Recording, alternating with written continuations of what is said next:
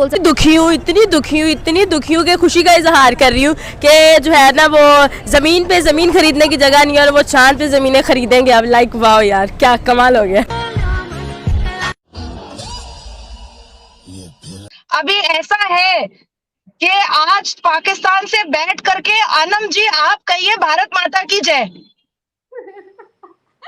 आप मेरे से वो काम करवा रही है जो कि बहुत मुश्किल हो जाएगा। म्यूजिक देखिए हम कुछ नसीब हैं जो फरिश्ते के रूप में हमें भारत के प्रधानमंत्री श्री नरेंद्र दामोदर दास मोदी जी मिले हैं। कुछ नसीब है हिंदुस्तानी। आज धरती पर नहीं, इस दुनिया में नहीं, इस विश्व में नहीं, इस जमीन पर नहीं, इस वतन में नहीं, इस पूरी कायनात में नहीं, चांद पे हमारा झंडा है भारत का। भारत माता की जय। देखिए जेलेसी अपनी जगह पे, बट किसी टाइम पे तो एक थे दोनों की कौम में खुशी है, उन्होंने मेहनत की है तो अप्रिशिएट करना बनता है हमें। तो बाकी ये है कि उनकी अपनी मेहनत है। कोई सेंस है इस बात की? एक एक मूवमेंट पे हमने लोगों की राय ली और like I can't even tell you कि हमने हमारी पूरी टीम ने इसके ऊपर कितना काम किया। सॉरी मैं कुछ ज्यादा ही एक्साइटेड और जज्बाती हो गई हूँ।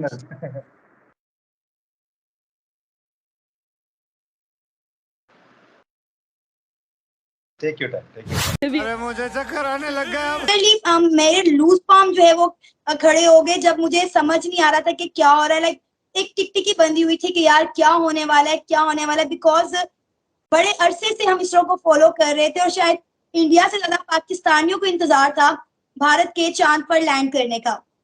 पाकिस्तानियों को इंतजार किस बात का था कि वो फेल हो जाए या फिर लैंड हो जाए? नहीं, हमें तो लैंडिंग का ही भाई इंतजार था। फेल होने वाले भी होंगे लेकिन आज जो कह लेंगे उनके मुंह के ऊपर एक बहुत जोरदार तमाचा पड़ गया है।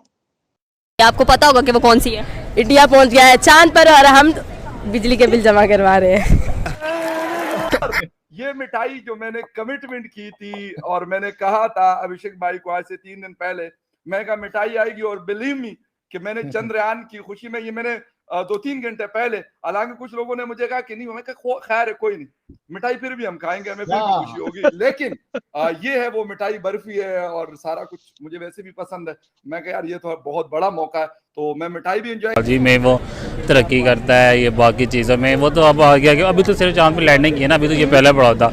उसके बाद अभी और कई मराइल हैं जो देखने बाकी हैं, देखेंगे आहिस्ता आहिस्ता क्या होता है। मतलब इस बार आपने पॉजिटिव रिस्पांस दिया एंड आई थिंक सो कि काफी अच्छी बात है ये कि आप कुछ पॉजिटिव बोल रहे हैं। नहीं अच्छी बात है ना, मैं खुद लाइव देख रहा था जब वो लैंडिंग हो रही थी और अप्रिशिएट किया मैंने, क्योंकि हम तो खुद तो कभी पहुंचना नहीं है, दूसरों की खुशी में तो कम से कम खुश हो लेना, यही हम कर सकते हैं। दूसरों की खुशी में खुश हो लें, हंस लें, यही हमारे लिए बहुत है। एग्जैक्टली बात आपने बिल्कुल सही की कि दूसरों की खुशी में खुश होना चाहिए, जेलस नहीं करना चाहिए।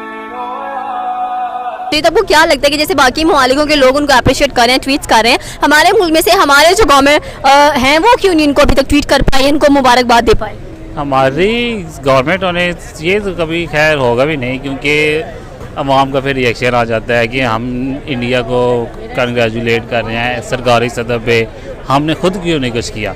इस वजह से वो कुछ कर नहीं पा रहे कि अवाम का फिर रिएक्शन आएगा, अवाम सवाल करेगी कि हमारे साथ आज़ाद होने वाला मुल्क खुद चांद पे पहुँच गया है और हम मतलब जो ज़मीन पे थे ज़मीन से भी नीचे ही चले गए। तो आपको लगता है सवाल होगा तो जवाब मिलेगा, सवाल नहीं होगा तो जवाब नहीं मिलेगा, बल्कि इनको करना चाहिए ताकि इनको पता चले कि आज नरेंद्र मोदी के लिए कितना बड़ा दिन है। सिर्फ उसके लिए बड़ा दिन नहीं है, तमाम एशियन कंट्रीज के लिए बड़ा दिन है। स्पेशली देखा जाए तो उनकी अपनी नेशन के लिए बहुत बड़ा दिन है आज।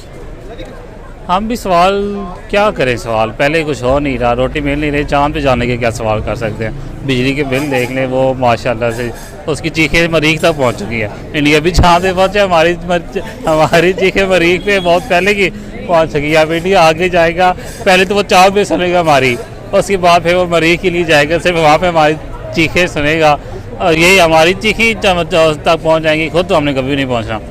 मतलब चीखें पहुंच गई, हम खुद नहीं पहुंचे, इंडिया की चीखें नहीं पहुंची, वो खुद पहुंच गए। इंडिया खुद पहुंचा है और हमारी चीखें पहुंची हैं, यही है सर। तुझे थकान नहीं लग रही क्या? तो दोस्तों कैसे हो आप सब, हाजिर हूँ आपके लिए एक और ताज़ा वीडियो लेकर। दोस्तों पहले तो हम सब लोगों को बहुत बहुत बहुत मुबारकबाद कि हमारा मिशन चंद्रयान 3 सुरक्षित मून की सतह पर लैंड हो गया है। इसके लिए हम सबको बहुत बहुत बधाई और हम सब मिलकर ये कामना करें कि आने वाले 14-15 दिनों तक भी ये मिशन अपनी सतह पर अच्छे से काम करता रहे और इन्फॉर्मेशंस भेजता रहे।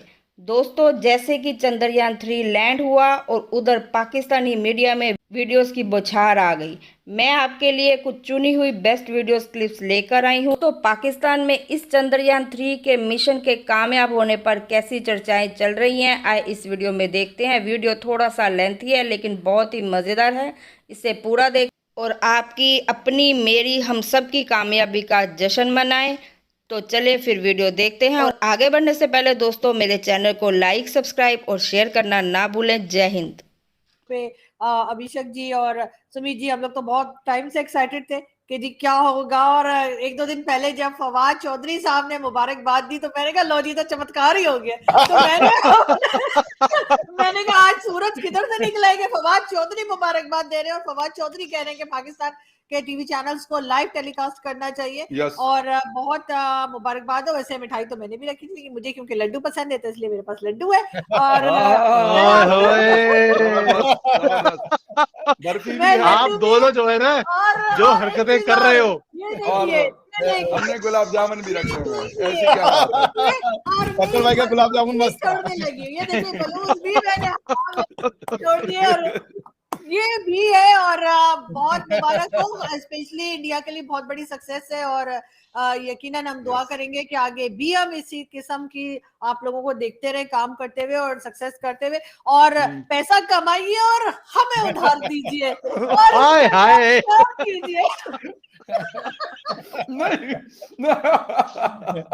अभिषेक जी आज खुशी का दिन है।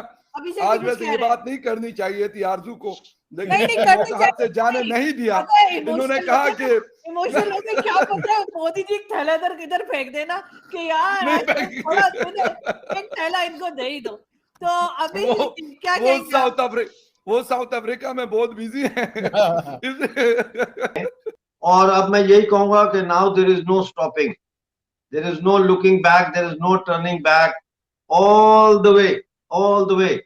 और ये हम जो चांद पे गए हैं ये कोई पहली दफा नहीं हुआ ऐसा। हमारे जितने भी अवतार थे वो सारे मिल्की वे से ही आए। तो ये अब हम वापस जो सफर है ये हम जा रहे हैं और मुझे यकीन है कि हिंदुस्तान ऐसे साइंटिफिक दरियाफ्त करेगा चांद और उससे आगे भी, जो ये साबित करेंगे कि सितारों से आगे जहां और भी हैं, अभी इश्क के इम्तिहान और भी हैं। इंडिया को इंडिया लिख रहे थे, ENDIA है, आपके मिनिस्टर ने लिखा था ENDIA India. That's okay, that's one of the creativity I like. But India को इंडिया करने वाले खत्म हो गए। आप समझ रही हैं, इंडिया को इंडिया करने के लिए 700 साल का प्रयास चला, कई कौमें इसमें तब्दील हो। तो आप बताएं, क्या आप ये कह सकते हैं कि भारत माता की जय हो आज? जी बिल्कुल, मैं तो हमेशा कहता हूँ भारत माता की जय, वंदे मातरम, जय श्री राम, हर हर महादेव। ये तो हमारे कल्चर का हिस्सा है। जैसे आप लोग इंशाल्लाह, माशाल्लाह, सुभान अल्लाह कहते हैं, तो ये तो अरब के अल्फाज हैं, ये तो अरबियों का कल्चर है। हमारा तो कल्चर जो है वो है कि जय श्री राम, हर हर महादेव, वंदे मातरम, भारत माता की जय। जाहिर है हम सबकी माँ अपनी माँ, ठीक है आप लोग पाकिस्तान में चले गए लेकिन माँ तो भारत ही थी ना। तो ये आज ना कहना कि भारत माता की जय, ये तो ऐसे ही है जैसे आपकी माँ ने बहुत बड़ा कोई कारनामा किया हो तो आप उसको मुबारक देने से हिचकिचाएं कि मुबारक दूंगी तो मेरा सुतेला बाप नाराज हो जाएगा। बहुत बड़ी बात, बहुत अच्छी बात। कुछ देर पहले मैं देख रही थी कि व्हाट्सएप ग्रुप्स में चल रहे हैं, तो एक साहब ने लिखा कि ये जो है ये तालियां जो बजा रहे हैं ये तो बीजेपी और मोदी की तालियां हैं और इसमें हमारी तरफ के भी कुछ लोग शामिल हैं। अच्छा, मैं बड़ा हैरान हुई। फिर हमने देखा किसी ने लिखा, बड़ा सही लिखा वो, तो उसने कहा हमने तो अभी तक अमेरिका का चांद पे जाना नहीं तस्लीम किया, तो हम इंडिया का चांद पे जाना कैसे तस्लीम करेंगे। तो साजिद साहब, जब सोच ये हो कि पढ़े लिखे लोगों से भी ऐसी ही आपको बातें सुनने को मिल रही है कि ये तो इंसानियत की फतह है, ये तो जमीन की, अर्थ की, आपके प्लेनेट की फतह है, सबकी है ये फतह, आप उसको एक अंडरमाइन करने की कोशिश कर रहे हैं क्योंकि आप नाकाम हो गए। आपको उनको कोई फर्क नहीं पड़ेगा, नाकामी फिर आपकी ही रहेगी। तो क्या इस माइंडसेट को चेंज किया जा सकता है? देखिए, मैं बल्कि हमेशा यही कहता हूं आलिया, आपकी नफरतों से भारत को कोई फर्क नहीं पड़ता। आप अपने कान और आंखें बंद कर लें, कोई फर्क नहीं पड़ता। वो they have gone to the next level. जो आपकी बियॉन्ड इमेजिनेशन है वो वहां तक पहुंच चुके हैं। वो आपकी नफरतों से उनको कुछ नहीं होगा। तारिक, यकीन करें, मैंने कभी किसी को किसी मिशन के लिए इतनी दुआएं करते हुए नहीं देखा जिस तरह मैंने चंद्रयान के लिए लोगों को दुआएं करते हुए देखा।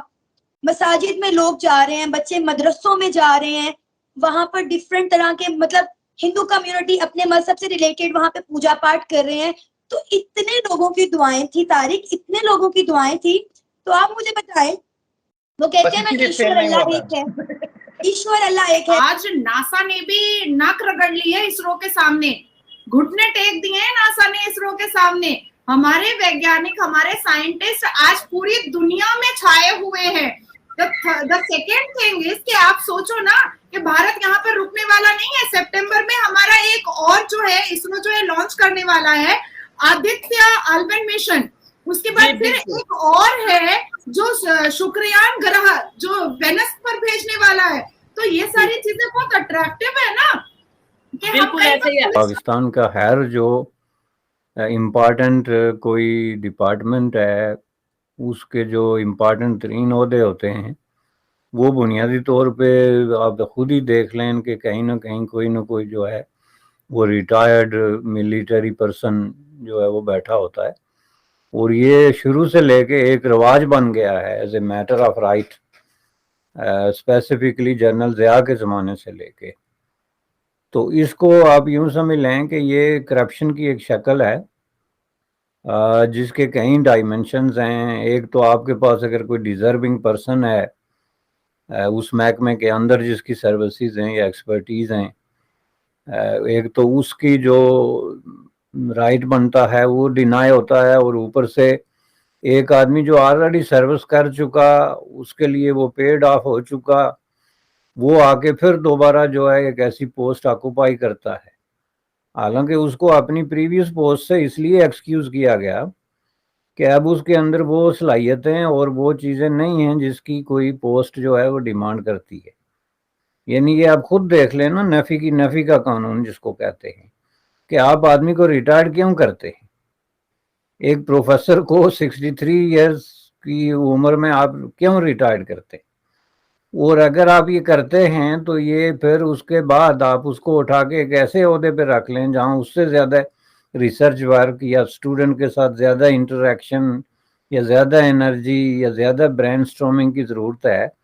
तो इसका मतलब है कि फिर आपका जो पूरा सिस्टम है वो फ्लॉड है। लेकिन बहरहाल ये एक अलग बहस है।